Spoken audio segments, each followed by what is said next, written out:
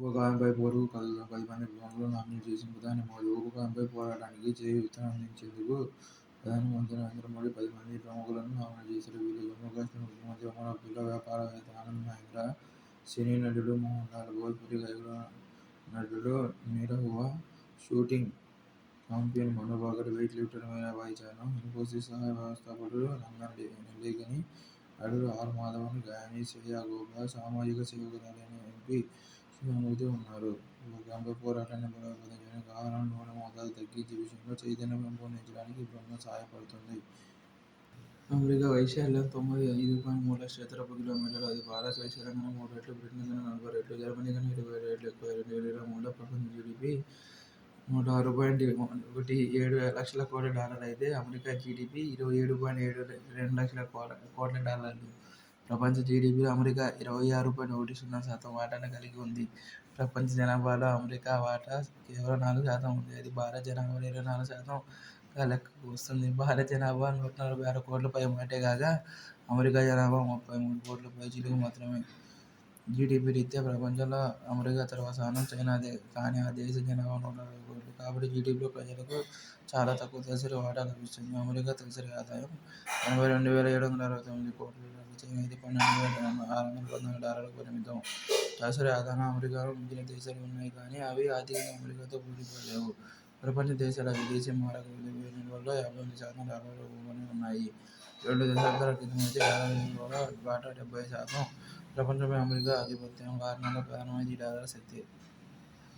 నేడు ప్రపంచంలో అమెరికాయే సైనిక అగ్రశక్తి. ఆ దేశం ఒక్క 2011 సంవత్సరంలోనే $1,80,000 కోట్ల ఖర్చు పెట్టింది. ఆ ఏడాది ప్రపంచ దేశాలన్నీ రక్షణపై చేసిన వ్యయంలో 39% ఒక్క అమెరికా చేతుల మీదుగానే జరిగిందని స్టాక్ హోమ్ అంతర్జాతీయ శాంతి పరిశోధన తెలిపింది. ఆయుధ ఉత్పత్తిలో అమెరికా స్వయం సమృద్ధం. అమెరికాకు 80 దేశాలలో 750కి పైగా సైనిక, నౌక, వైమానిక స్థావరాలు ఉన్నాయి. అమెరికా చేతిలో 5,000కు పైగా అణ్వాయుధాలు ఉన్నాయి. ప్రపంచ అణ్వస్త్ర నిల్వల్లో అవి సగానికి సమానం. ప్రపంచంలో 88% అణ్వస్త్రాలు అమెరికా, రష్యాల దగ్గరే పోగుపడ్డాయి.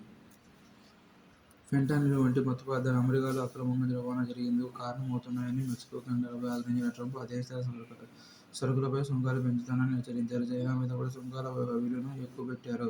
ప్రస్తుతం అమెరికాకు చైనా ఎగుమతులే ఎక్కువ. అందువల్ల చైనాతో అమెరికాకు $120,000 కోట్ల లోటు ఏర్పడింది. చైనా నుంచి సరుకుల దిగుమతులు అకస్మాత్తుగా నిలిచిపోతే అమెరికాలో ధరలు పెరిగిపోతాయి. అయినా ట్రంప్ వెనక్కు తగ్గడం లేదు. దీనివల్ల అంతర్జాతీయ వాణిజ్యం దెబ్బ తింటుంది. వసుదైక కుటుంబం అనే సూక్తికి ట్రంప్ నిఘంటువులో చోటు లేదు. అక్రమ వలసదారుల తరలింపులు, మానవ హక్కుల ఉల్లంఘనలు యథేచ్ఛగా జరిగిపోతున్నాయి. ఇలాంటి చర్యలను ప్రపంచం ముక్త కంఠంతో ఖండించాలి.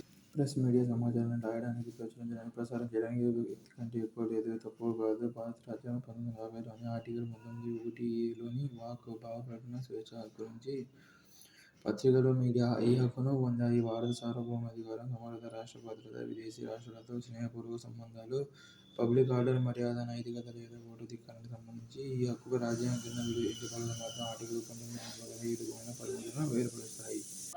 Ramesh Thapar versus state of Madras 1950తో సహా అనేక కేసుల్లో ప్రసార స్వేచ్ఛ ఎంత అవసరమో ప్రచురణ స్వేచ్ఛ కూడా అంతే అవసరమని కోర్టు చెప్పింది.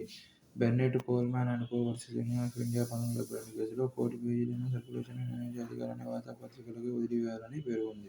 ఢిల్లీ అసెంబ్లీ స్పీకర్గా విజేందర్ గుప్తా. వైఫల్యం నుంచి ఛాన్సలర్ దాకా అలుపెరగని పోరాటం చేసిన ఫ్రెడరిక్ మెర్జ్ పార్టీ పగ్గాలు చేపట్టిన 2 ఏళ్లలోనే పార్టీని అధికారంలోకి తెచ్చిన నేత.